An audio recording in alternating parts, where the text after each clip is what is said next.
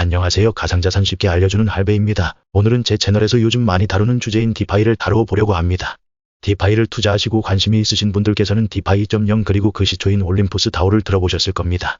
어떤 것이든 하나가 흥하면 우후죽순 생기기 마련이죠. 디파이 2.0이 나온 뒤 수많은 체인 위에 수많은 다오들이 온포클라는 이름으로 생겨났고 사라졌습니다. 우리가 여태 접했던 디파이는 초반에 선점하지 않는 이상 돈을 벌기 힘들며 대부분 프로젝트가 단기성이었습니다.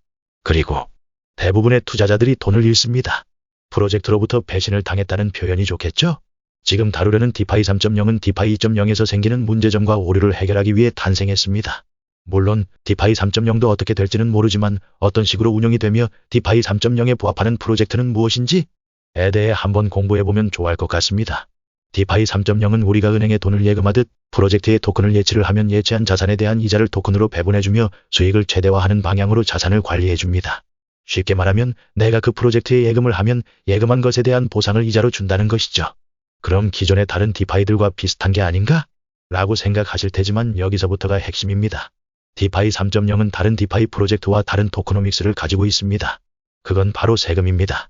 프로젝트마다 조금의 차이는 있지만 토큰을 매수하고 매도하는 모든 행위에는 세금 10%가 붙습니다. 이게 핵심입니다. 기존 디파이가 금방 지속되지 못했던 이유이기도 합니다. 세금 제도를 통해 프로젝트가 지속될 수 있으며 10%의 세금 중 5%는 프로젝트 금고로 들어가고 나머지 5%는 기존 토큰 홀더들에게 분배가 됩니다. 세금을 통해 메인 컨트랙트 잔고에 자산이 쌓이기 때문에 이 잔고에서 우리는 예치한 자산에 대한 이자를 보상받을 수 있는 것입니다.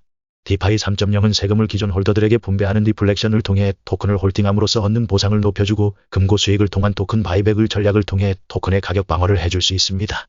프로젝트마다 제각기 다른 전략이 있겠지만 기존 디파이와 가장 큰 차이점이라고 보시면 됩니다. 다양한 디파이 프로젝트가 수면 위로 떠오르는 와중에 디파이 3.0을 능가하는 아니 디파이의 끝판왕이라고 생각하는 드림 네트워크에 대해서도 그 구조를 설명드리겠습니다. 앞서 이야기했듯 디파이의 수명은 정말 짧고도 짧았습니다. 그러나 드립은 1년이 다 되어가는 와중에 단 한 번의 말썽도 없었고 오히려 지금 수면 위로 급부상하고 있습니다. 그 이유는 개발자인 포렉스샤크가 드립을 정말 탄탄하게 설계했기 때문입니다. 앞에서 말했던 세금은 물론 토큰의 쓰임새 그리고 핵심인 드립 토큰을 예치하면 예치한 자산 대비 데일리 1%의 이자를 줍니다. 우리는 이 이자를 뺄 수도 있지만 매일 1% 받는 이자를 복리식으로 운용하면 1년 뒤에는 36배의 부의 증식이 됩니다. 물론 토큰의 가격이 그대로였을 때 이야기입니다.